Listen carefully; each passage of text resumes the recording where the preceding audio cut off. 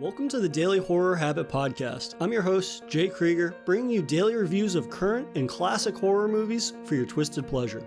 Be aware that these reviews and discussions may include spoilers. And as always, I hope you enjoy. Welcome to another installment to my year-long Masters of Horror celebration, in which I'm joined by a guest every Friday to chat about one of their favorite films from our month's featured director. For the month of March, we're honoring none other than the master of body horror himself, David Cronenberg. And today's episode highlights two sides of a similar body horror coin in Cronenberg's media-frenzied films 1983's Videodrome and 1999's EXISTENZ. Videodrome follows scuzzy and sensationalist TV president Max Wren, played by James Woods, who stumbles upon a dangerous new television broadcast known as Videodrome, which specializes in fetishizing violence. Though once Max is exposed to Videodrome, he begins having increasingly strange and violent hallucinations that might be his undoing. And then we dive into 1999's EXISTENZ, which sees virtual reality video game designer Allegra Geller, played by Jennifer Jason Leigh, on the run from assassins with the help of a reluctant bodyguard, Ted, played by Jude Law. In an effort to save Geller's work, they undergo a number of in-game experiences that blur the lines between fantasy and reality. And to help me break down these ruminations on flesh and technology is once again returning friend of the show, Micah. Micah, welcome back to the show. Thanks, Jay. Great to be back. Yeah, I'm looking forward to talking with you about at least one of my favorite Cronenberg films, and EXISTENZ. This was a first-time watch for me, so I'm really excited to kind of run the full gamut of David Cronenberg's kind of blending of technology and flesh as one of his many obsessions that he likes to ruminate on. Definitely, and it's something that's been throughout his career, so it's cool. We get to talk about, kind of bookending parts of his career in a way, very far apart, but very related. But I think before we get into the two films that we're going to talk about today, I'm kind of curious about your Cronenberg origin story. Do you remember your first introduction to his work? I mean, it had to have been The Fly. It just had to have been. And I do remember I think I saw the original Fly from the 50s first when I was a kid. And I saw both of these things on TV. And then at some point, I ended up seeing the 86 Fly, and I'm sure it was edited for TV, but it definitely, even as edited, made a significant impression on me. And then much later in life, I do remember seeing The Brood, and it was so weird and so different and so unlike any other horror movie I saw. It definitely made a mark. And then I definitely remember seeing EXISTENZ in college, probably pretty soon after it came out, and being really intrigued by that. And then much later, actually seeing Videodrome for the first time. Yeah, The Fly was my first introduction to him, and I remember it being so distinct because it was unlike anything that I'd ever seen before, like you had said. And I think that he does such a good job of blending in these very extreme, again, like body horror moments, which is what he's known for, but I feel, at least in the terms of The Fly, like that movie begins very familiar, right? It begins with like just two people meeting, having a conversation, and then his ability to really like inject these horrifying moments that come out of nowhere into a very sort of mundane to a certain extent film. Like you're very familiar with the way that it begins, and then to kind of just like drop these horrific moments into it is really a quality of his that struck me from a young age. Yeah, I mean, one thing that's amazing about Cronenberg and is consistent with all his very different movies. I mean, he's not just a horror filmmaker. He's a great filmmaker, and he makes other kinds of movies too. It's just a really interesting guy with an interesting career. All his movies are just really, I don't know what the right adjective is. I mean, they're good movies and they're legit standalone movies. And you never ever get the sense, even though he has become known for body horror, I always get the sense in watching his films that's kind of, that is there to serve the movie and not the other way around, right? You see a lot of, especially kind of newer, younger filmmakers, and they really go all in with the gore and the body horror. And even if it's still a good film, sometimes you get the impression like, oh, I really wanted to make a gross movie. And then they went and made a movie, right? And you never ever get the sense that with Cronenberg ever. Like you watch his films, no matter what it is, and you get the sense, oh, he had a very specific message and plot, and all these things were very, very well thought out. And the body horror is there to support the story and support the acting and support the characters. And it's never the other way around. That really comes across in all his films. Yeah, it never feels like a string of body horror moments, right? It kind of, and the moments that string those moments along never feel like an afterthought. Like you had said, it's very constructed in a way where feels like a story that just happens to have these horrific moments in it. Whereas nowadays, I would think that some body horror movies are people that set out maybe just to make a gross movie. Everything that is tying those gross moments between one another are basically an afterthought, it seems like sometimes. Of course, there's exceptions, but I feel that that is probably an element in revisiting a lot of early Cronenberg works that really makes him a standout from not only that era, but to today. And I think to your point, it's interesting that the last decade of his career has not been in body horror or in horror in general. It's been more of these kind of just stories about people. And I think that maybe to speculate a little bit, like his ability to get into into filmmaking was horror films. That was kind of the easy in at the time, probably, for the types of films that were available to him or the types of stories and whatnot. And so to see him really move on from that, almost, it really does make you look back at his older works and be like, okay, he was actually able to tell these types of stories he tells now, but inserting them into this body horror narrative. Yeah, I know this is not the episode on the fly, but I did read an interview, or actually I think I listened to an interview with Cronenberg once, and he talked about he actually was going to be a scientist, an entomologist. So his background was, when he was like in high school, he thought he wanted to be an entomologist, and everyone thought he was going to be a bug expert. And it's just kind of hilarious that he turned out to have made like the most famous insect movie of all time. And then, of course, Naked Lunch, right, is also all about bugs. So it's his career kind of came full circle in a very strange way. Yeah, and that doesn't surprise me, because you think about one of his fascinations that he explores in a lot of his films is science, and obviously technology is an extension of that. And yeah, that's very funny to learn that, like, oh, he actually had a background in that. And again, him taking an interest and then applying it into his filmmaking is always great to see filmmakers do, because there's kind of this age-old adage where people have said, like, you want to have multiple disciplines outside of whatever you're doing, in terms of, like, you want to have a broad pool of interests that you can draw from, rather than kind of just being hyper-focused on one thing. And that's an interesting example of him just like taking a fascination with science and then really blending that in some truly disturbing ways that make for some really timeless horror films. Sure. But in beginning with Videodrome, I'm interested, what about Videodrome for you is a standout from some of his other 80s films? Yeah, I mean, it was so forward looking, I feel like. I know that, and both Videodrome and EXISTENZ, I feel like, are in a lot of ways just products of their time, but somehow have managed to age really well. I mean, this time in the early 80s, right, this was the beginning of the VHS boom, and you had people concerned about what was going to be the future of cinema and the future of media, and what did it mean that people could have media, in their homes all the time. And that was a very new and scary thing at the time.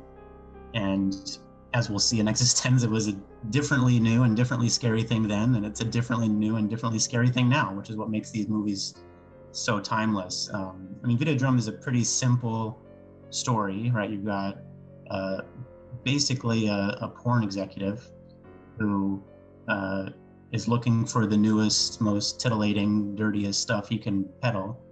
And he ends up getting taken down this strange rabbit hole, which may or may not be fully or partially real. And it's a very interesting noir film. So it kind of has a very, even like a 1940s film feel to it in a lot of ways, I feel like.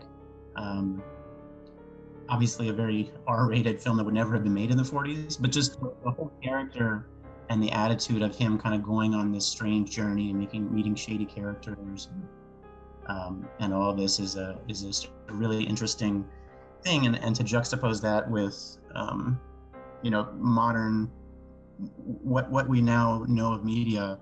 I mean, the movie Videodrome begins with this TV commercial, right, that talks about, oh, this is the TV that you take to bed with you, right? The whole film is about imagining a world in 1983, where, oh, wouldn't it be crazy? What kind of world would it be if people could have, televisions and access to porn in every room 24 hours a day? And guess what? That's exactly what happened 30 years later. Yeah, and I think that that's something that I've revisited this film now probably 3 times over the last year and a half, just because it's one that I've come to appreciate a lot more in terms of just how heavy-handed the commentary is on kind of like society's obsession with consumption and how that grows out of control with kind of, like you said, this boom of VHS media and having it in the home and have access to it whenever you want, and how socially that changes people in the way that they live their lives and whatnot. And to really see that kind of just grow and grow in this incredibly surreal and extreme manner, I think it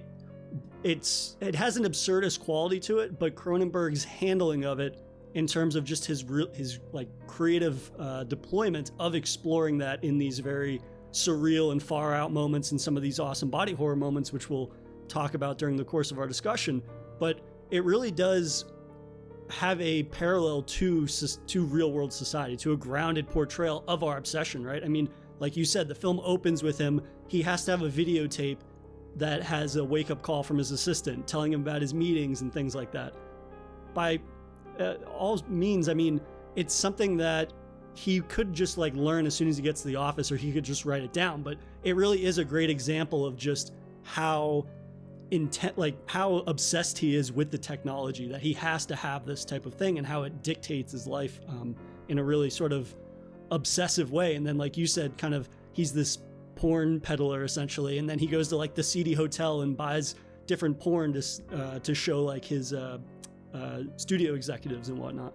Yeah, and so, I mean, it's really something that's really interesting about Cronenberg in all his films, but especially in this one, in EXISTENZ, is some of the messaging is kind of subtle, but he really is intelligent about where it doesn't need to be subtle, and he can get his point across. He just does it and moves on. And the specific thing I'm thinking about is, for example, the homeless shelter that he goes to, and all these homeless guys are coming in for their hourly or daily fix of television, basically. Instead of getting soup, they get television. But it's called the cathode ray mission, right? It's like, this is nothing subtle about this. I'm telling you, this is the symbolism of what is going on here. But he can make that, in a single image. It takes up 3 seconds of film time that gives you everything you need to know about the message he's trying to send with that portion of his story. And then that gives him, as a filmmaker, I think, a lot of bandwidth and a lot of time to really develop other things, in a more subtle and nuanced way. I just think it's really interesting. And of course, in EXISTENZ, it's even kind of more blatant in parts. We have a gas station man named Gas, and think like some of this stuff. Like, let's not be subtle about this. So that then I can take your mind and attention, audience, in a more developed place where I really want you to focus, right? Yeah. So for as like far out and weird of a concept as Videodrome is, and the very kind of like bizarre and surreal imagery that follows very shortly after the film begins, I was really impressed on this rewatch of just how succinct he is at introducing us to Max Wren, introducing us to this world, essentially like teeing up the social commentary that the entire film is going to deal with within the first few minutes, 5 minutes of the movie. And I feel that he does such a great job of just getting us into this world, exposing us to these very sort of, like you said, titillating concepts and imagery right from the jump. So that way, it's almost so shocking, just the introduction of some of these things. Like, it starts with him like watching porn at like 9 a.m. or something with his bosses, and then they go into showcasing Videodrome, which is somebody getting hogtied essentially and then like beaten on TV or on a broadcast. And so he just introduces these very shocking concepts, but then he never really lingers on anything for too long. It never feels, it's very like scummy, but it never feels overly egregious in terms of like, I'm going to linger on this for a long period of time. Like having that scene where he's watching Videodrome for the first time, we don't have to watch 5 minutes of that. We don't have to kind of like what the geisha porno that they show at the beginning, we don't have to watch 5 minutes of that, right? There's like 30 seconds, maybe not even that, and then we just move on to the next bit of exploring this world, exploring the types of things that Max Wren is into. Although I will say, I heard that that geisha porn sequence in particular was apparently originally much longer, and he had to edit way down to get past censors because they kept giving him an NC-17, and he had to cut like a ton of it, so it's very short in the actual film. No, but going back to something you said, I mean, it's a fantastical movie, but the parts that need to be grounded in reality feel so real. Like the scene, like with him, the guys sitting around in a boardroom watching porn. That's exactly what it really is like to be. I mean, I'm not one, but I assume that's what real like studio executives, especially if you think about the time. I'm talking about the early '80s. Like this was the birth of Skinamax, where Cinemax became this like softcore, like the place for softcore porn before the internet. So this is a very real, grounded, like, oh yeah, this is a part of the world that people don't like to talk about, but this is a business that's really happening, and he's making a film about a real thing that's happening. It's just his film then after the first 20 minutes starts taking it in new places. Yeah, and I think that also like those scenes serve a purpose other than just being titillating, right? Because you're learning something about, especially Max Wren in those moments where Max Wren, when they're watching especially that porno, he's like, oh, this is too sweet. This is too nice. This isn't nasty enough for my audience. And it's like, oh, okay, now I know everything I need to know about this guy and his audience. But also when he watches the Videodrome broadcast for the first time and it's that person getting beat up and the other guy won't even look at it, the technician won't watch it. But Max Wren is like, this is fantastic. Like, there's no plot. There's no character development. It's just torture and murder. This is terrific. And it's like, okay, that's all I need to know about this guy in the span of less than 5 minutes to kind of learn about the protagonist, and not necessarily being a protagonist that you necessarily like, but he feels like the perfect protagonist for exploring this really kind of scummy, scuzzy world that Cronenberg's cooked up. Yeah, totally. And I mean, in terms of kind of just once Videodrome gets introduced, right, and he starts having these hallucinations of violence and whatnot, I really love, and this is something you and I talked about before recording, something that I think Cronenberg, and especially in this film, shares, and there could be some parallels between some of David Lynch's work, in that it's a very surreal portrayal of what is happening. And there's this very dream, trance-like introduction to the hallucinations that begin to overtake Max Wren's world, and especially like phasing in and out of the hallucinations. If you aren't paying attention, you might actually miss when he is in reality and when he is hallucinating, in a way that on my third rewatch, I think in like a year, like I was saying, it's really apparent just how skillfully deployed all of these hallucinations are throughout the film. It really is true. And I mean, I've watched it several times too, and I cannot figure out when the hallucinations start, personally. I mean, I think there's an argument to be made that the Nikki character, like, the main woman in the film, she could be entirely a hallucination. I think you could argue that, although then he goes to see her at her talk show studio in a very brief scene. But other than that, everything about her could be a hallucination. And it's also like the whole the very near the beginning of the film, when they do that talk show scene on the Rena King show, that's what it's called, right? That Rena King show, they're doing this interview, and Rena King turns to Nikki. It seems like she's set up to be the other side, right? The anti-porn side. But she immediately, he asked her what she thinks. She's immediately like, oh yeah, I'm totally into that. Yeah. But I think that ambiguity that we're talking about in terms of when does the dream begin and when does it end, I think that's kind of the point of the film, right? Is that he is always in a heightened state of stimulation, and he's so into these very taboo topics that he surrounds himself with that.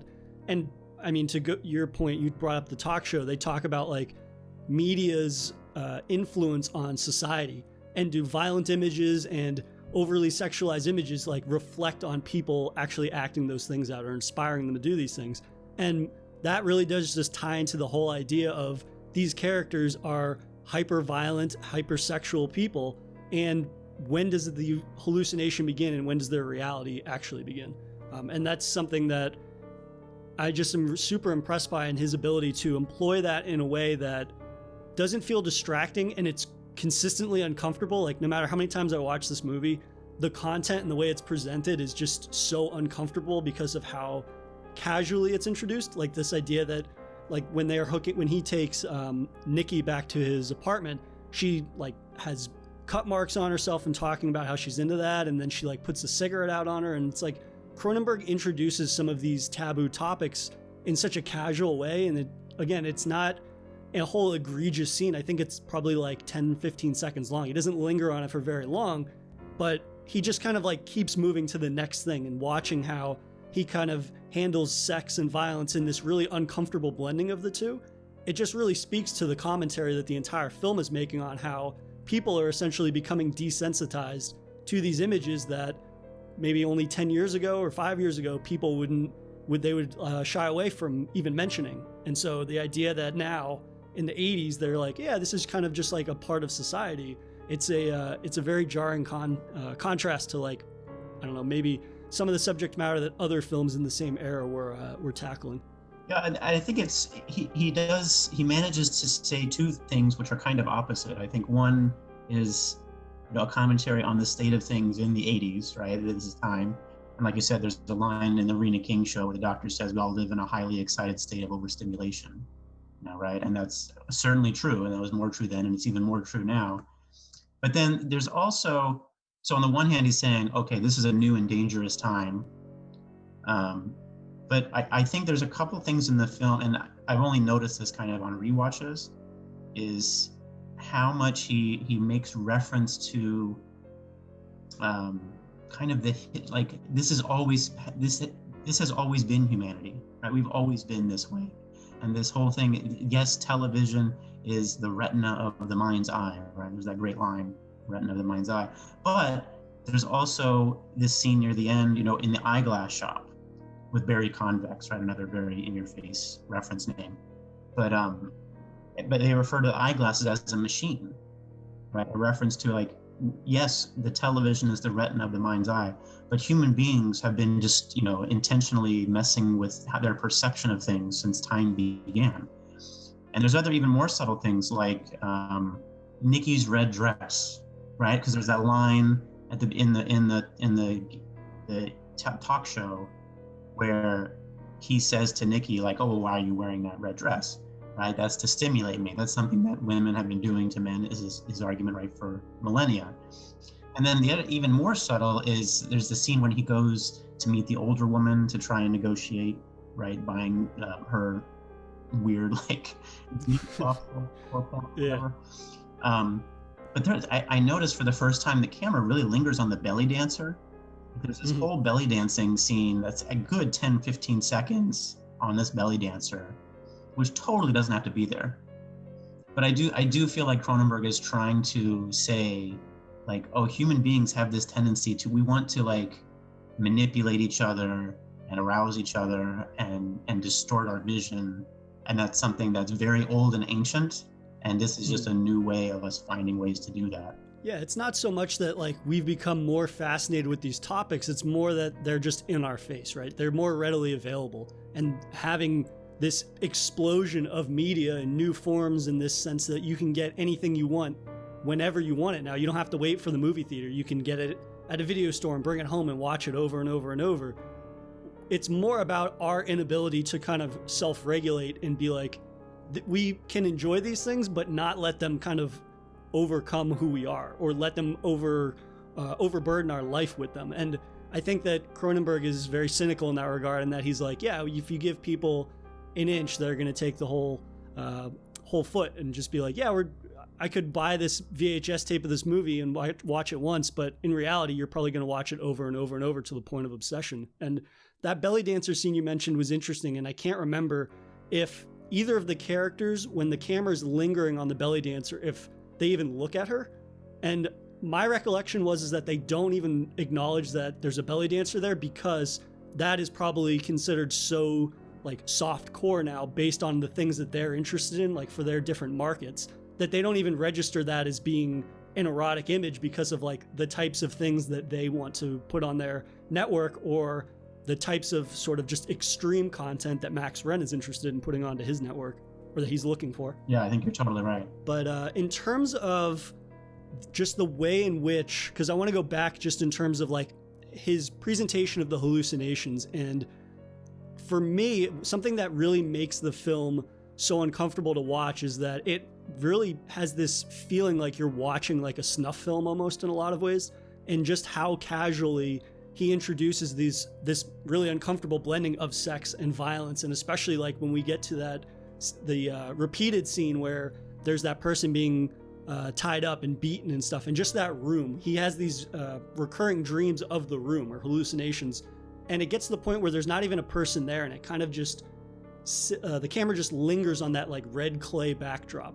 And I love those scenes so much because it's Cronenberg being very restrained in some instances, which I think is funny considering how unrestrained the film is and how extreme it feels at times, in that he's able to capture what I would imagine a snuff film would be, in that it's just this very uncomfortable room, and even if nothing's happening, the set design of it is one that really makes it seem like this is something you should not be watching. Whether they bring in the person or not, like the entire movie has this feel to it where it's like, this is something that is forbidden in a way that is different than other things that you watch. And that's something that I think has aged really well. And it's one of those qualities that I think is what separates this film from a lot of his other films, especially from the 80s, in that if you watch something like The Fly, it just feels like a monster movie from the 80s. And that's not a dig at that. It's just in terms of comparing it to something like Videodrome, it feels like it's a film that is hyper aware of just the way that you're consuming this story.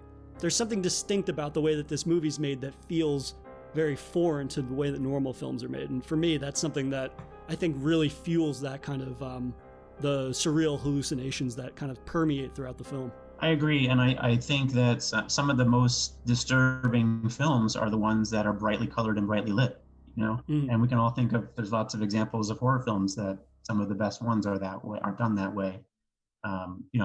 Much of The Shining, you've got Midsommar. I mean, there's so many great examples of great films that could be about seedy, violent things, but they're not happening in dark alleys, right? And that's the only other snuff film or film about snuff film that I can think of is 8mm, right? Which is super dark, grimy. Like every frame of that film, it needs more light. It's just super dark and depressing and grimy. And this is somehow about kind of a similar topic, but totally different atmosphere and different impression on you. And it's in some ways it feels worse. You're it's so jarring to be thrust into this world, and it's jarring enough if it were totally real, and then with all the hallucinations, then you really kind of get lost. Yeah, and I think that also, again, coming back to the social commentary of the entire film, this idea that that in the age that we're at, there's an appetite for very extreme forms of media, to the degree that there's this whole government conspiracy essentially where they're going to beam these disturbing images out to people in a format that is accessible, that only those types of quote unquote degenerates would seek out. And so the idea that there is enough of an appetite within society or North America, I think is what they're referencing, that actually wants to see those types of images, like people getting murdered in these snuff film type programming. Again, it's frightening in the regard that, yeah, so they're manufacturing these disturbing images and videos, but it's almost equally disturbing that there's a market for it, to the degree that you can have this underlying conspiracy that it's hey, there's a significant portion of the population that they feel we need to eradicate, because what do they say, that Americans people in North America are getting too soft compared to the rest of the world. And right. So the idea that there's enough people that are actually interested in those types of things is almost equally as frightening for the images that they show at the beginning of the film. Yeah, it's so interesting. I mean, obviously Cronenberg is a Canadian filmmaker, but this is an American movie. This is definitely an American movie. And I almost feel like, we have this whole conspiracy thread through this, right? Where basically he's being set up as a Manchurian candidate to go be an assassin, which is all super interesting. But ultimately, I really feel like that's not what this movie's about. I feel like this movie, there's this whole conspiracy. It's a very Cold War era feeling film. And all of this espionage and nonsense, which is kind of hard to follow and convoluted. I think it's intentionally hard to follow and convoluted because all that stuff doesn't matter. This is an allegory about Videodrome, and Videodrome is real, right? The concept that we are all the video word made flesh, right? That's real. That's real life. That was really happening then. It's really happening now. I feel like all this espionage, Cold War stuff is there to get past censors and critics and make it feel like, oh, there's a little more plot here, and look at this interesting anti-Russian movie I made in the early 80s. No, that stuff's all very convenient in there, but it's not really necessary, and it really is there as a subtext for what the film is really about, which is about our vulnerability as human, not as Americans, but as human beings, like how much of a control our perception of the world has on us. Yeah, and also, I mean, that really is a commentary also, I find, on being that, like, corporate espionage, this idea that the normal people are basically pawns that are being manipulated to doing things by major corporations. And this idea, yeah, it gets into the weeds a little bit with the kind of Manchurian Candidate angle, which I definitely agree is more convoluted and kind of just there to maybe be able to talk up the narrative in the film a little bit, to kind of give it some more structure, to bring about these kind of just like the technical wizardry of all the body horror stuff that we can get into in a minute, because I want to highlight some of those moments that stood out to you, because there's quite a few, and I'd be interested to hear which ones you thought were definitely a standout. So for you, like, what are a couple of examples of the body horror practical work that really stands out to you in Videodrome? Yeah, I mean, Rick Baker's effects here are just legendary, and for a reason, and they hold up so well. I mean, I watched this again this week, and I was just blown away about how good the effects are.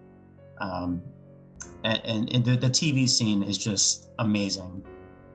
And I remember seeing that. You know, I'm sure I was a teenager or something, maybe 20 or something when I first saw it. So it was already 20 years old at that time. I remember seeing that, like, oh, that's a cool effect, thinking it was some kind of digital effect. But now knowing it's 100% practical,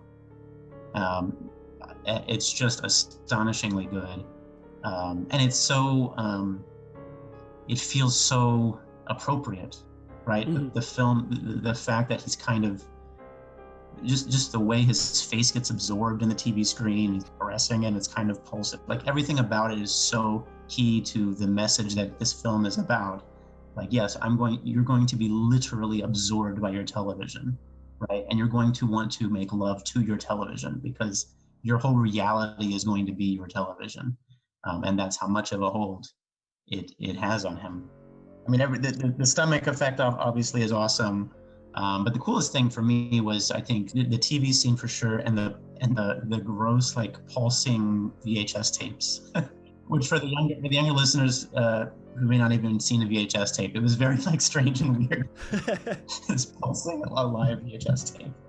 Yeah, the pulsating VHS tapes in TV reminded me, because the first time I had you on, I think it was to talk about The Haunting, and that reminded me of that scene where the walls are, like, bending and whatnot. It's that same type of thing where something that should not be almost breathing is having that same effect, and that was something that really stood out to me too. But yeah, I think that what I really appreciate about his specific brand of just bizarre imagery and whatnot is that his weird style is in service of this particular story, right? Where we talked about David Lynch a few minutes ago, and sometimes his stuff doesn't necessarily click for me just because it feels at times like it's weird for the sake of being weird. Whereas I find that, especially in Videodrome, all of the far out effects and whatnot, and the kind of having an orifice in your stomach and sticking a gun in there and then it disappearing kind of thing, which is completely gross and very strange, but it's in service of this specific narrative, right? It's kind of like talking about psychological scares being more effective than jump scares, in the sense that psychological scare is tied to a character's identity rather than something that is kind of like a quick little moment that you forget about. Whereas Cronenberg, like, all the weirdness in his films, I feel is literally in service to that film's specific narrative, rather than just being gross or just being weird for the sake of it, even though it is very weird, and that's undeniable. Yeah, I mean, listen, you can't get more kind of obvious than a gross pornographer sticking a handgun into a makeshift vagina, right? Yeah. The film is about violence and sex. That's what it's about.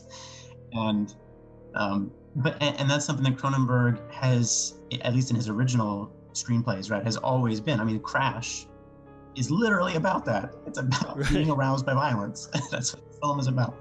And Videodrome and EXISTENZ both are right up there. And he also did a history of violence, right? This is a man who's very interested in exploring that part of people's minds, especially men's minds. Yeah, and I mean, there's even some of, like, again, his blending of violence and sex. There's two instances where other people are literally sticking things into that makeshift vagina in Max's stomach, where they're sticking that VHS tape in there that has the new programming, essentially, and having that forced onto him is a very sexually charged, violent act.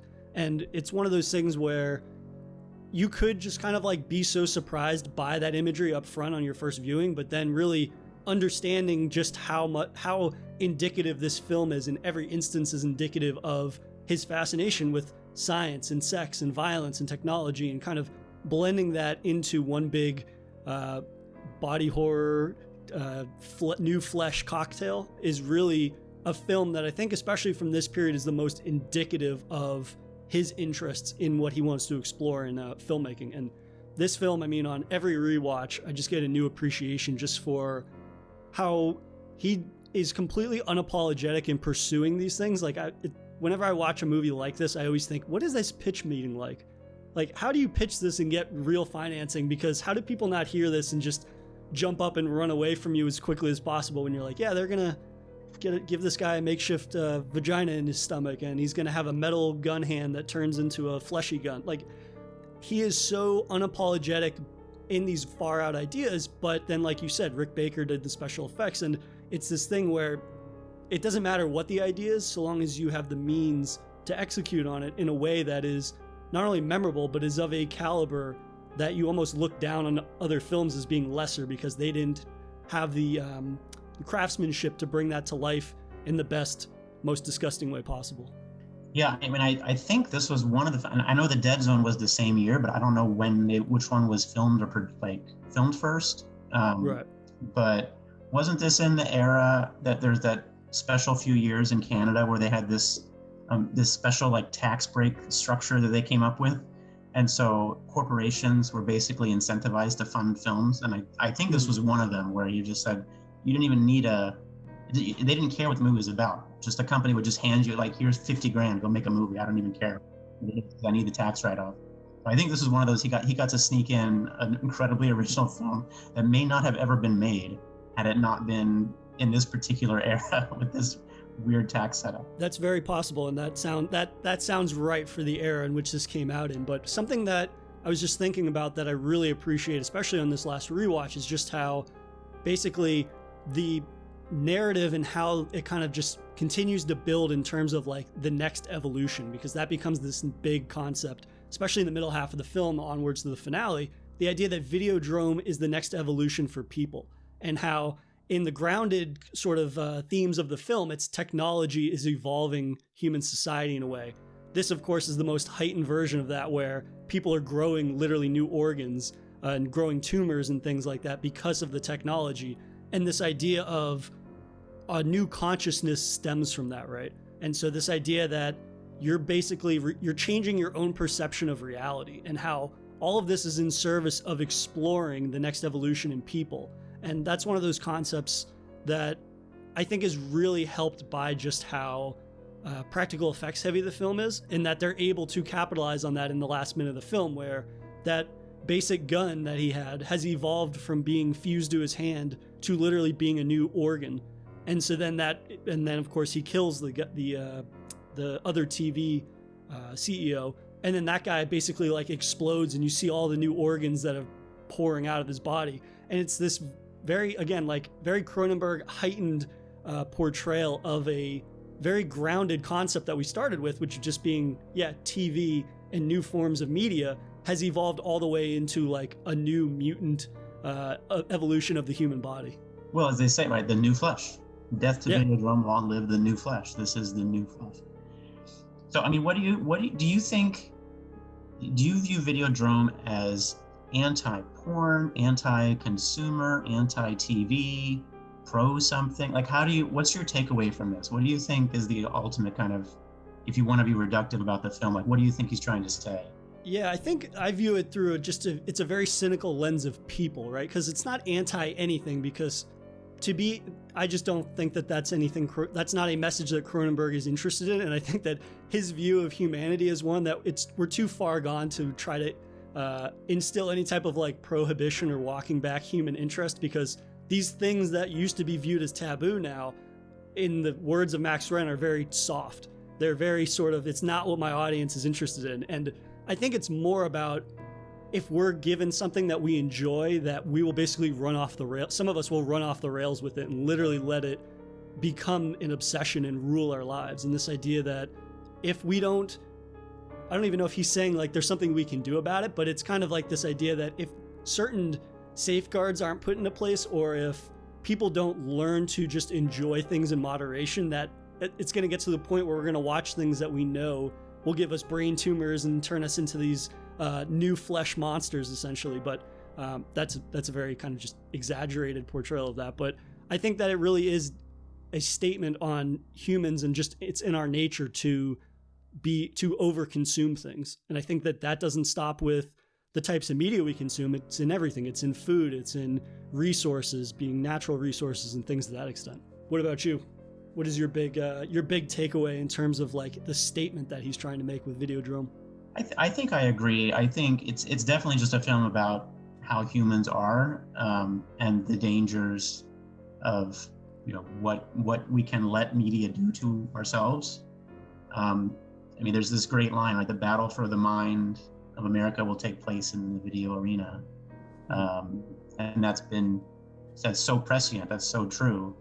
And every year that we live, it becomes more and more true. And I think he did want to say something about the consequences, like you said, of Unchecked. I think there's a lot you could explore in this film about violence against women, and it's really interesting. He keeps, in his hallucinations, he keeps projecting Nikki's face on various, you know, his assistant, that other pornographer that he does business with. There's all these different women. And I mean, you get so lost in the film, you can't even keep track of who's been murdered, whom did he kill, who did somebody else kill. You kind of can't really even tell. And he just keeps coming back to these fetishes in his own mind of Nikki, even after she's dead or maybe dead. And he gets stuck in kind of a loop in his own mind that's kind of self-inflicted. And is that Videodrome? Is that just himself? You know, none of us know. Yeah, where does the man begin and where does Videodrome end, kind of thing. And I think that the commentary in this movie is so strong, and yet on every rewatch, I think my least favorite part of this movie is just James Woods' performance, which, I mean, I really do love this movie, and I think that it's probably one of Cronenberg's strongest movies from this period in time, even though he has what I think is an actor that is just very kind of just hollow. It almost feels like he's reluctant to be there a lot of the time, in terms of just it's not even that his line delivery is good on a lot of these lines, like long live the new flesh. Like, that's just that phrase has so much weight to it and so much meaning to it, tied to the fact that it's this evolution and that people have essentially they're going to keep evolving into this new thing. And yet when he gives that line, for me, I laugh every time, because it's like he finds the lines that he's delivering so ridiculous, and to a certain extent they are ridiculous, but at the same time, like, there's just nothing about his performance that I like in this movie. I mean, I wouldn't be that harsh on him. I don't know if I view it that way. I mean, I'm not even a huge James Wood fan. I mean, he's a fine actor, I think. I can't even off the top of my head think of other films he's been in, really. Yeah. But I mean, there is something about this. I mean, I wonder how much of that was intentional and directed, because I feel like Cronenberg really did want, I mean, this is not somebody we're supposed to sympathize or empathize with, right? This is not a protagonist that's admirable. We're just following some guy who's kind of a shell of a human being anyway. Yeah. As he goes and just kind of explores this world and shows us consequences of things. And there's, I mean, one of the lines, I forget who even says it, but there's, tells him, talking about Videodrome, it has something you don't have. It has a philosophy, right? So I think he's just a corporate exec pornographer, low class pornographer kind of schmuck who doesn't really have a life at all, right? He has no social life. He doesn't, other than Nikki, who falls into his lap from this show. I mean, we have no indication that he has any kind of friends, family, relationships, nothing. He's just, his whole life is stealing other people's porn videos from satellites and then selling them. Right?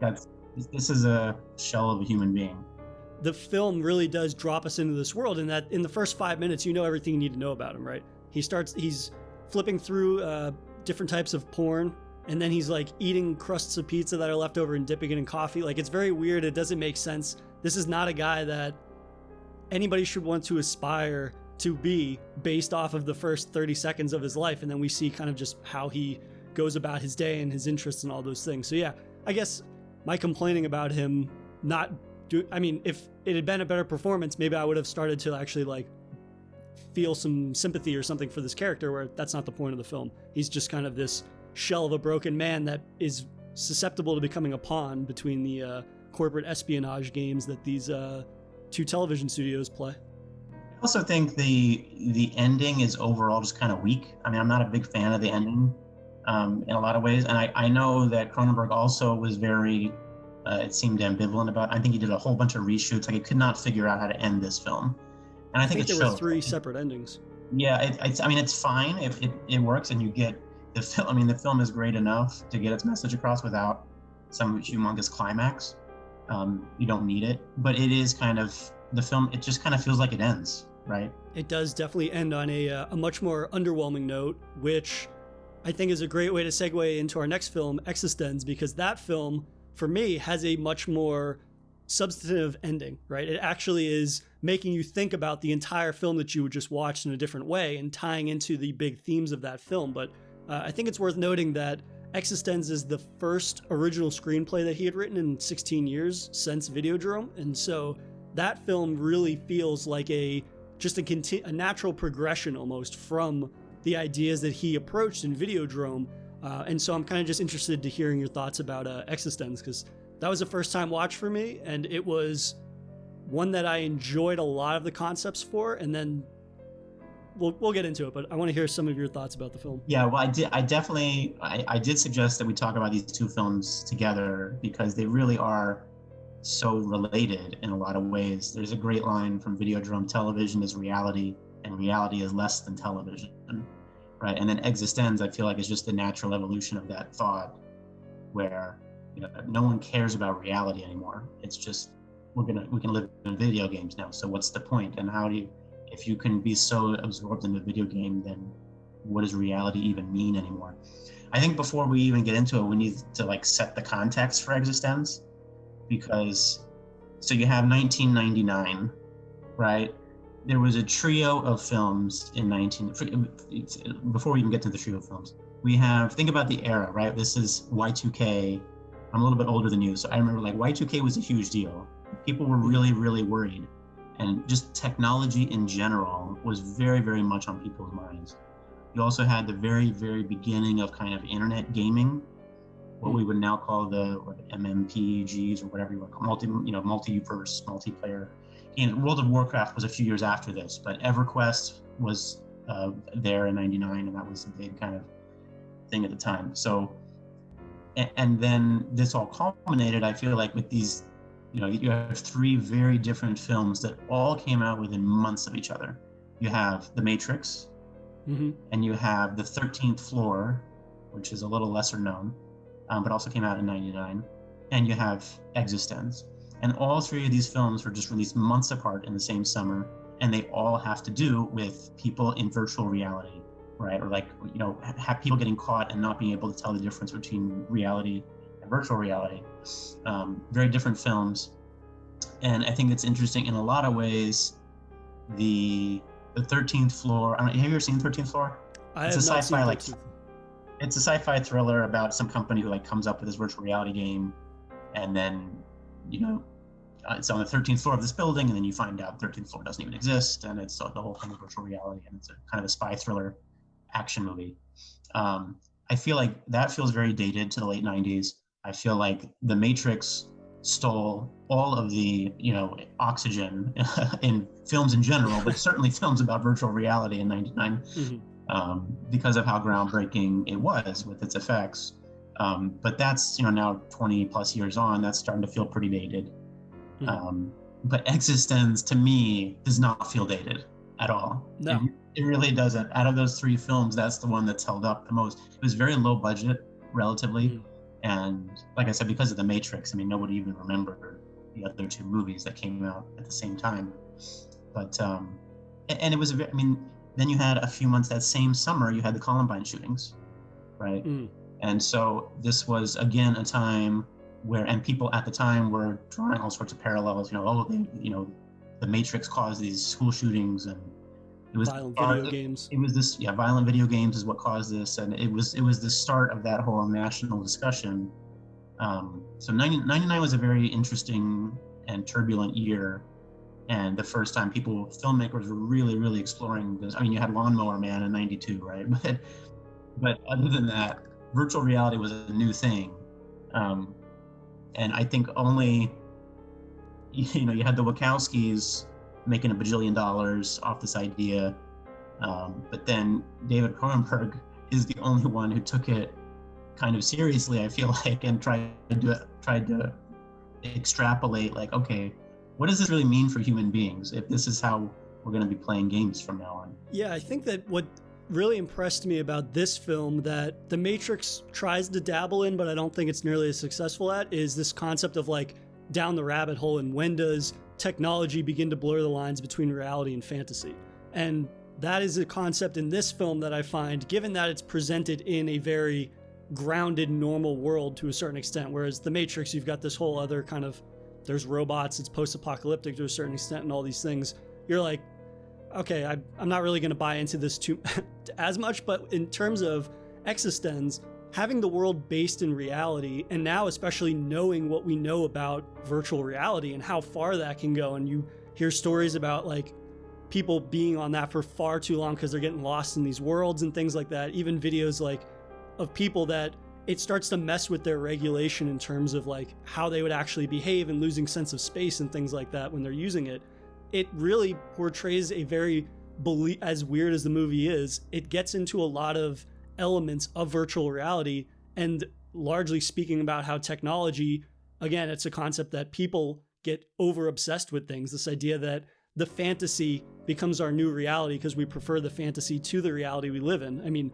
There's a scene where William Dafoe has a brief cameo and he talks about like, my real life is the most pathetic form of existence that I have, or something like that. The most pathetic plane of reality. So yeah, and it's such a great line, and that line speaks the most about this whole concept that Cronenberg is essentially picking up from Videodrome and adapting it to more modern technology. But it's the same idea. Our obsession with technology gets away from us, and then it literally fundamentally changes our perception of reality, or what we would like our reality to be in life. Right. It's so, and the contrast with The Matrix is so interesting, I think, because like The Matrix is telling everybody, hey, if in virtual reality, maybe you're really a superhero, right? In the alternate reality, maybe you're really a superhero and you don't even know it. And in EXISTENZ, Cronenberg is like, yeah, there are alternative realities, and guess what? You're just more pathetic in each one. And so much, it's like it's a more realistic and funny and sad like reflection on where this is really going. And we're not all gonna get to go shoot guns at drones and blow up buildings. Really, we're all just gonna be sitting in hotel rooms doing weird stuff. Well, I think that is the concept of going down the rabbit hole of virtual reality that is actually pretty terrifying, in that you might go so far into the virtual reality that you begin to forget what your starting point was. This idea that you could potentially never snap out of it, or you might begin to confuse the levels of reality that you're in. That's a really terrifying concept, because if you're like, I don't use virtual reality, but the headsets and stuff, but the idea that you could ever get to a place that you could have a game within a game is something that I could see happening in the future in terms of just how this technology is being utilized for video games and things like that. And even if it never gets as intricate as in EXISTENZ, there are still enough people within society that have this sort of obsessive compulsive issues with technology and with pursuing different mediums that are a source of like fantasy or entertainment, that you could see this becoming a real problem. This idea that essentially you run away with the freedom that is given to you through technology. That could be a legitimate problem that people deal with. And that's just a very, again, sort of a cynical lens that Cronenberg is applying to humans. But at the same time, it's one that I think is definitely, could definitely be a reality. Oh, absolutely. I think that's one of the key messages of this film. I mean, there's the line where at one point Allegra, I forget what the context is, but she says, like, Michael, no one actually skis anymore. You know that, right? There's no such thing as snow skiing anymore. People just do it on a video game. Yeah, that is the danger that he's exploring in both of these films. And the different levels of reality, I mean, this was 8 years, I think, before Inception, right? This film was Inception before Inception. Yeah, essentially, yes. This is essentially Inception. And it's either 3 or 4 levels deep you go into the games, right? The game within a game within a game. And it's really, he does interesting visual things to try and help you stay track, like the hairstyles of the characters change through each level of the game. And I also think even the world, right? And the world changes too. Yes. The setting that they're in changes. I mean, like in the first layer that they're in, the gas station is just called the country gas station, right? The attendant's name is literally just gas. And it's these kind of like very just basic descriptions of things that you would find in like a bad video game. It's like, oh, we need to find the motel. It's just called the motel. There's no like cute name or somebody's last name attributed to it. It's just very basic in what it is. Oh yeah, it's very literal and obvious. I mean, there's all these references to, it's your character who said that, and you have to say, I mean, it's so blatant, the references to non-playable characters in video games, right? Like all the dialogue feels like the dialogue from a video game, very intentionally. But again, it's even more so in modern video games. I feel like he was predicting what video games would really be like, and that is what it's like. You with regular linear games, even some of the non-linear games, your character has to go interact with certain characters. You have to do these certain specific tasks. Your dialogue is kind of scripted way ahead of time. And even, and I feel like there's hints of that even at the beginning of the film. I think you can find hints that you're in a game from the very beginning, especially on rewatches.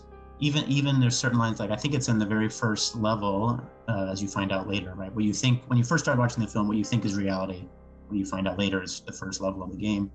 There's even references to what Allegra says, like, are you friendly or not? Which is, I need to play with somebody friendly. And she says that at 2 or 3 different times, are you friendly or not? And at the line, it feels like you're supposed to click a yes on your controller, right? To like move on to the next part of the game. A lot of the dialogue feels that way, like it's waiting for the Jude Law character to say the right thing, to advance the story. And all of I think the acting choices are very intentional and brilliant. This is a very, very young Jude Law, way before he got famous. And, you're following this character through this experience that he's having. And he feels almost unreal because he's so like virginal, right? Like, oh, I've never done that before. I've never done this before. And he's being thrust into this whole world of being a bodyguard, even though he's just a PR person, right? And all of that is how we all feel when we start a new video game, right? That's how video games are programmed, right? You're starting as the protagonist in this new story, and you're in a brand new world, and everything is new, and you experience everything for the first time. That's exactly what Jude Law's character is doing throughout the whole course of this movie. He's guiding you through just like he were a character that you were controlling with a little analog joystick.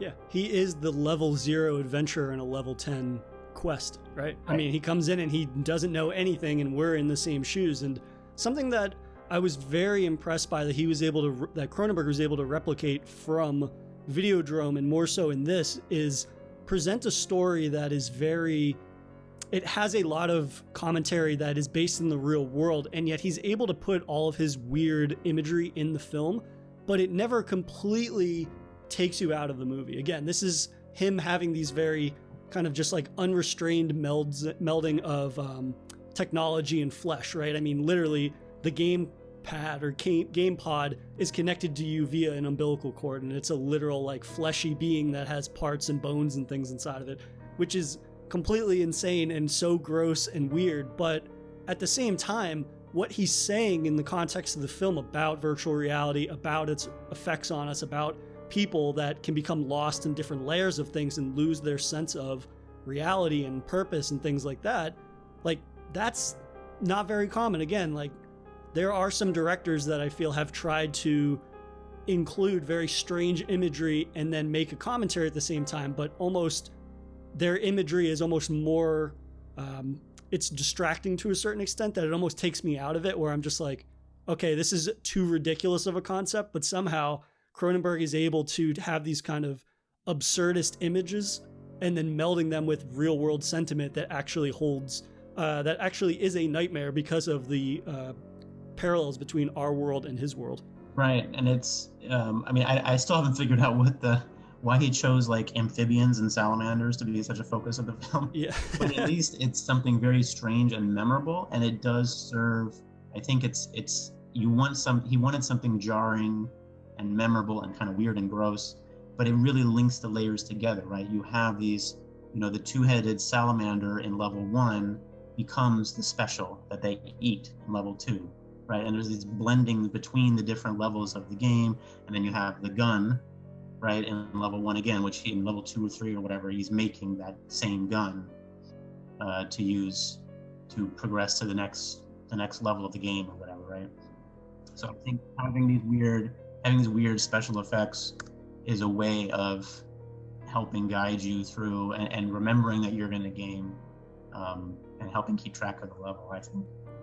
Yeah, that's very video game-like, right? I mean, you introduce variables early on and then you build on those variables instead of just introducing something that is like a foreign feature in level 5 that has no basis in the original, because then it's like, okay, well, you just like threw in this thing that has nothing to do with the fundamentals of the game. It feels very foreign to it. And that was something that really helped me to stay tethered to the story in a way where these familiars keep popping up, right? Especially the further into the game we go, the dog keeps reoccurring. People keep talking about the dog brought me the gun. I think 2 or 3 characters say that. And like, I laughed every time somebody said that because it's so weird, but at the same time, it still is tethering me to the point where I'm trying to figure out whether this is a reality or if they're still in the game. But at the same time, I never feel completely lost. And I think that that's a talent that Cronenberg has, in that he's able to make these worlds accessible just enough that you never sit around and you just go, well, this is dumb, I don't understand anything that's happening. There's a good portion of the film that I didn't understand until the very end of the film, but it was never presented in a way where I began to like mentally check out from it and be like, I really don't care, I just want the reveal. But I have to go back to the bone gun for a second, because that is one of the coolest things I've seen in one of his more modern movies.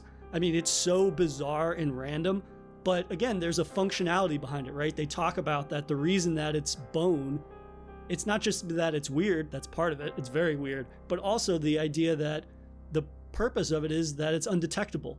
And for me, like, especially watching this in 2020, 3D printed firearms is a real thing. And that is something that is a fear of 3D printed firearms, this idea that they could be undetectable or something like that. So almost like looking at it in a more modern lens than when the film came out, I'm like, yeah, it's weird and ridiculous, but at the same time, the functionality of why that choice is made is not ridiculous. It serves a real purpose. And it, of course, he runs with that concept in that he's shooting teeth at people, which is insane.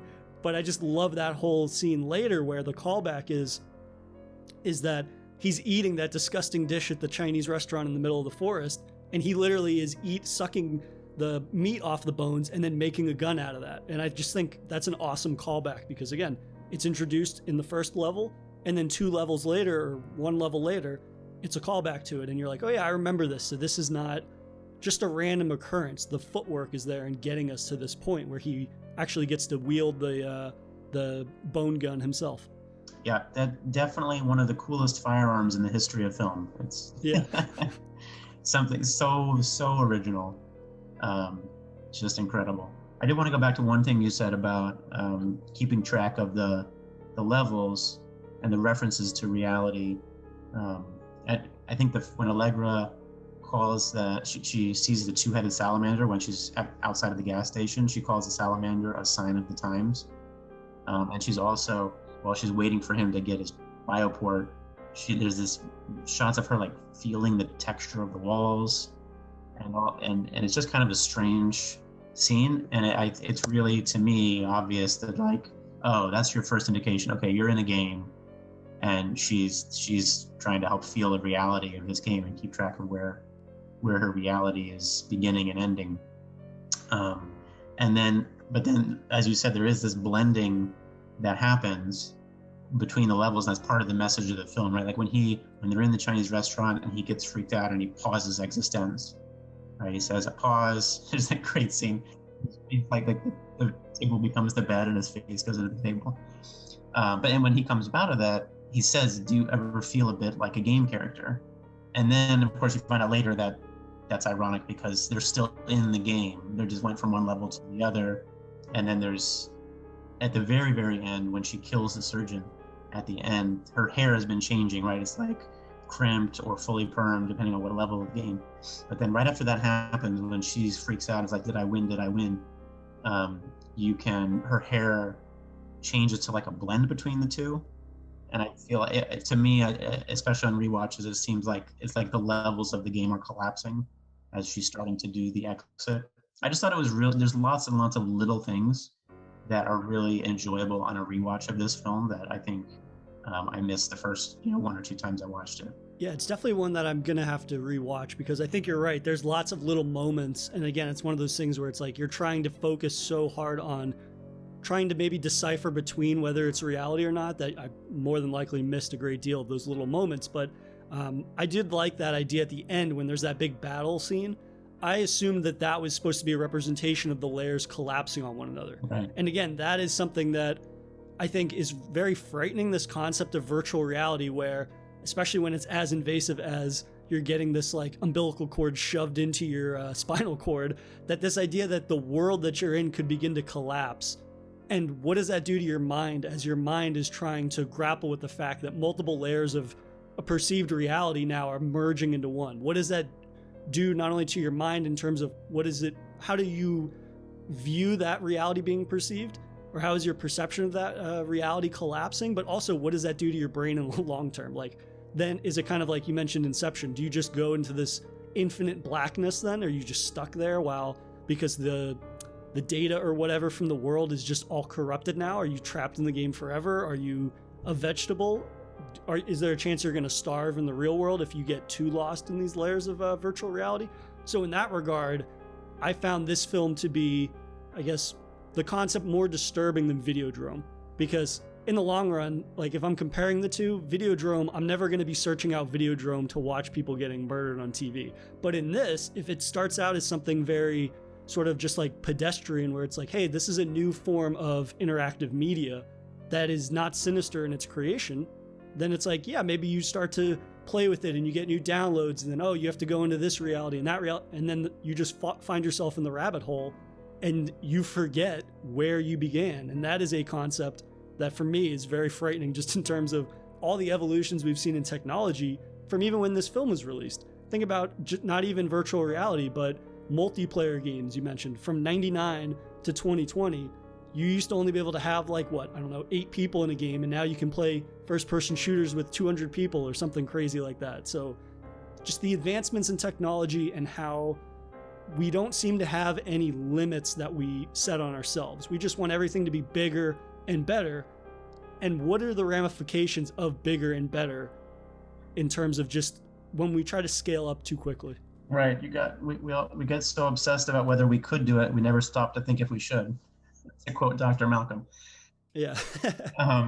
Yeah, I do feel like EXISTENZ is the scarier film. I mean, this is kind of a tangent, but we've already basically achieved maximum screen resolution. I remember reading a long time ago that this is maybe 20 years ago when we were first, when HD TVs were coming out and maybe 4Ks were in development. It was originally called Quad HD, and they changed it to 4K. But anyway, I remember reading an article that said that 8K, what we would now call 8K, is essentially the maximum screen resolution, because the human eye, like 20/20 vision, can't determine better than that.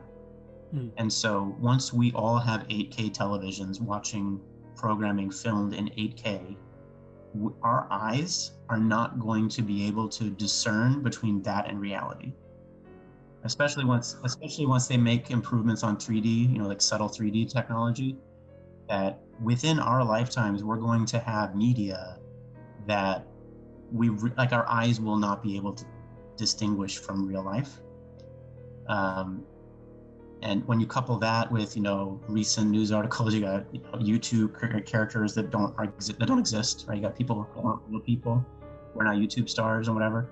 Like, we're already there, right? We already live in a world and are increasingly susceptible to deception in ways that Cronenberg could never have predicted, even with Existence. But I feel like the real world is already so much more terrifying than anything in this film.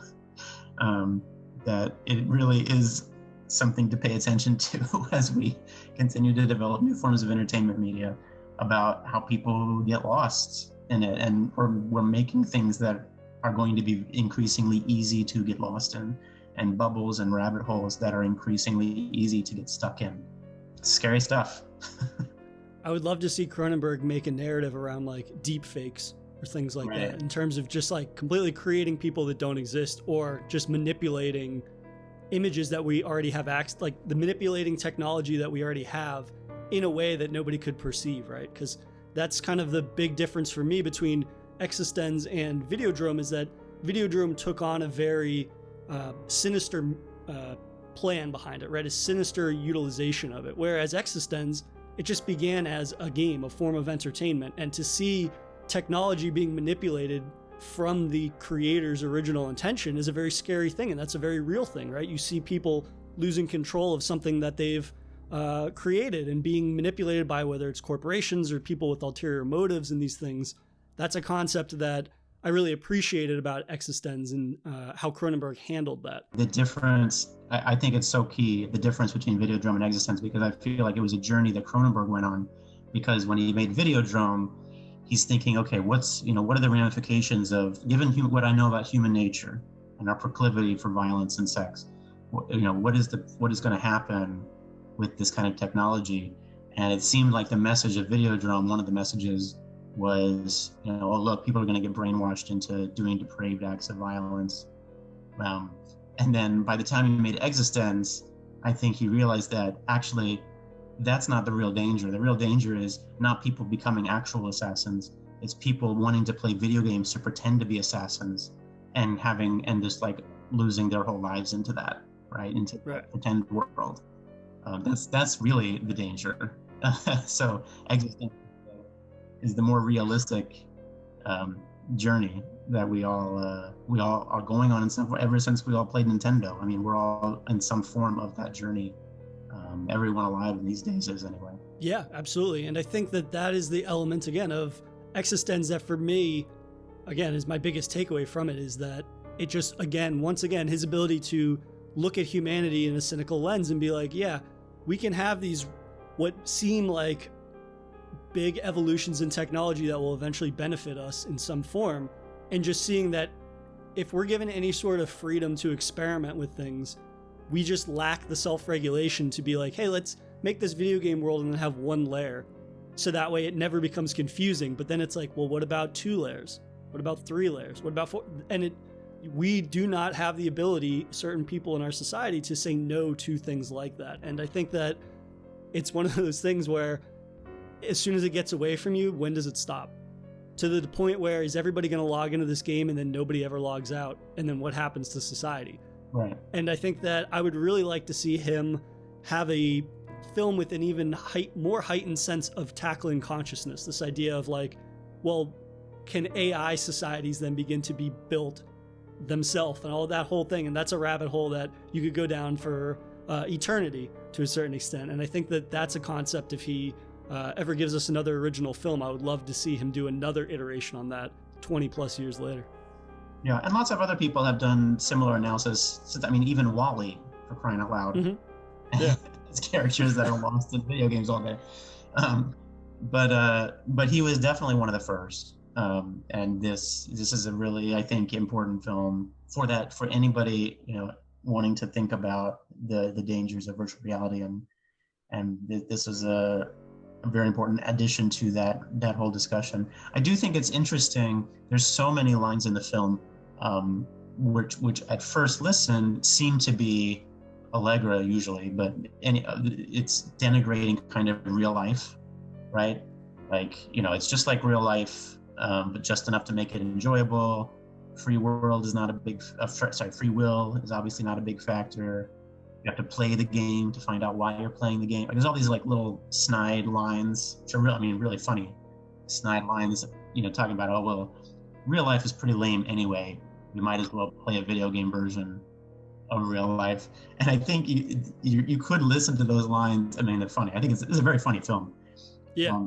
You could listen to those lines and think, oh yeah, life is really pointless. But I don't think that's the point of what he's trying to say. I think the point of what he's trying to say is how easy we can be manipulated into thinking life is pointless, mm-hmm. and end up lost in these things. And that really ultimately the big battle, just like in Videodrome, the big battle for the human mind is, who's going to control television media.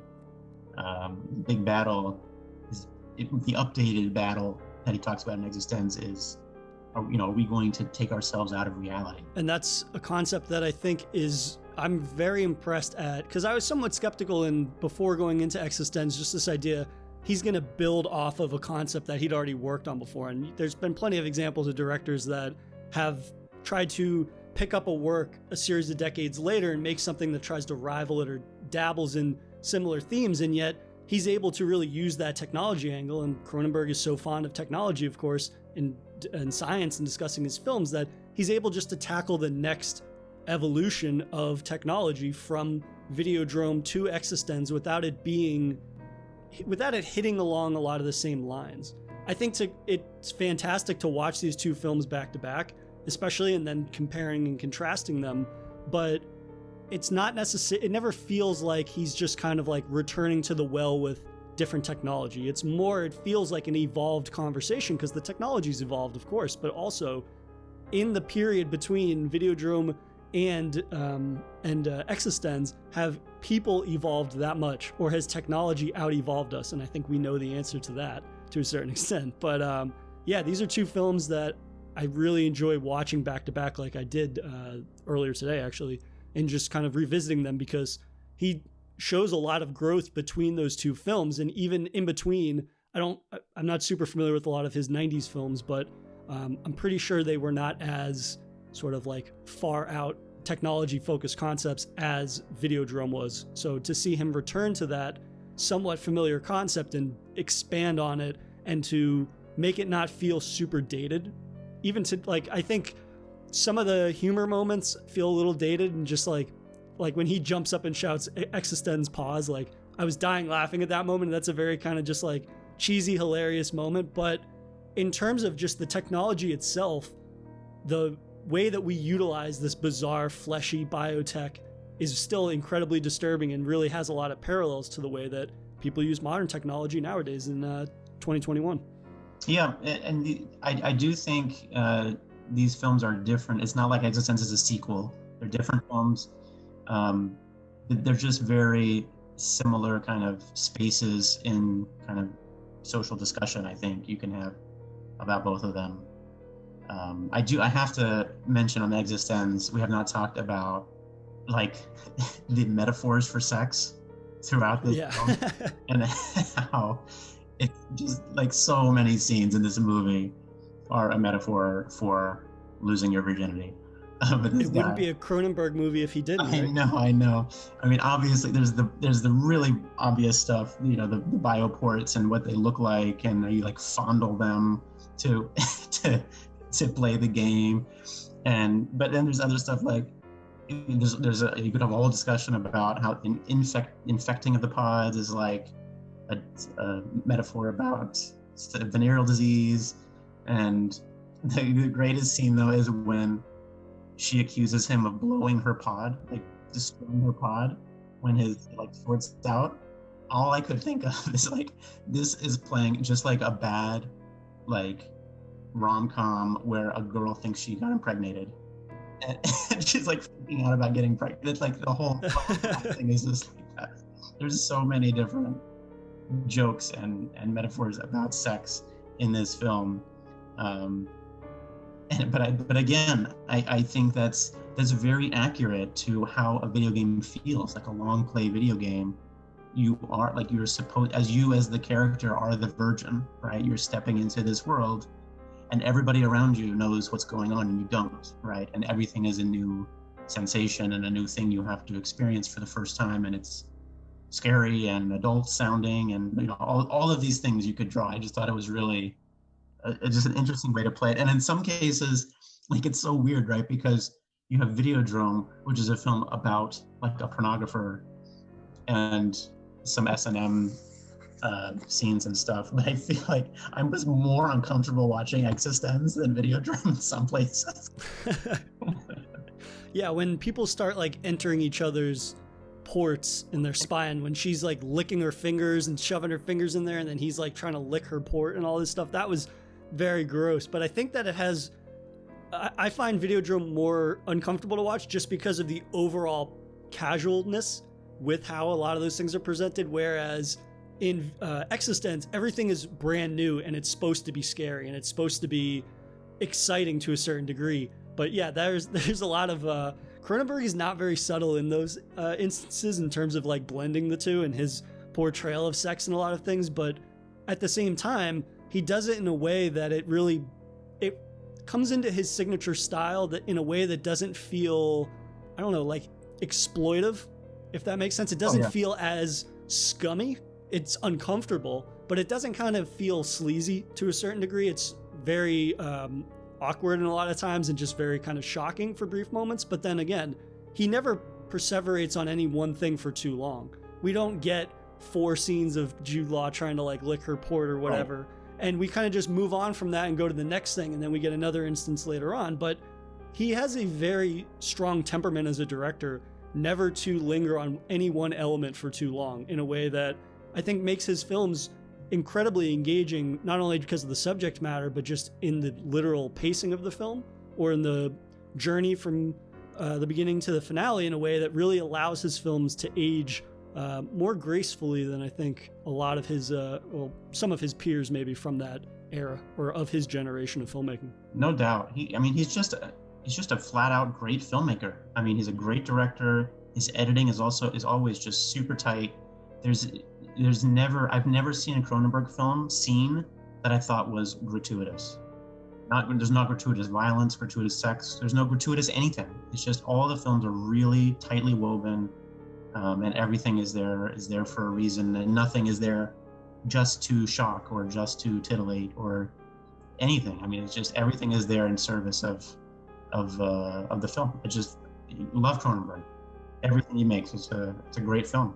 Yeah, and this is part of what I've loved about having these Masters of Horror segments, where focusing on a director and then having other people bring the film to me to talk about, and this idea that I get to experience now parts of their filmography that I wasn't necessarily super familiar with. Obviously, The Fly and Videodrome I was, but like EXISTENZ, that's a part of his filmography that I'm not super familiar with. So now I want to go back and watch other 90s Cronenberg films, even if they're very different. Like, I've never seen Crash. I want to go watch Crash. I want to go see Naked Lunch, and these different movies that normally, for whatever reason, like, they didn't pop up in my immediate watch list. And it's like, now, after talking with you about it and being exposed to other parts of their filmography, I have a reason to, or I have a new drive to search out some of their beloved films that I've somehow just missed. But yeah, I think that's a pretty good place to wrap up our discussion. But as always, Micah, it's a pleasure having you on to talk horror, and especially Cronenberg, for this episode. Oh, I appreciate it. I loved an excuse to go back and rewatch these films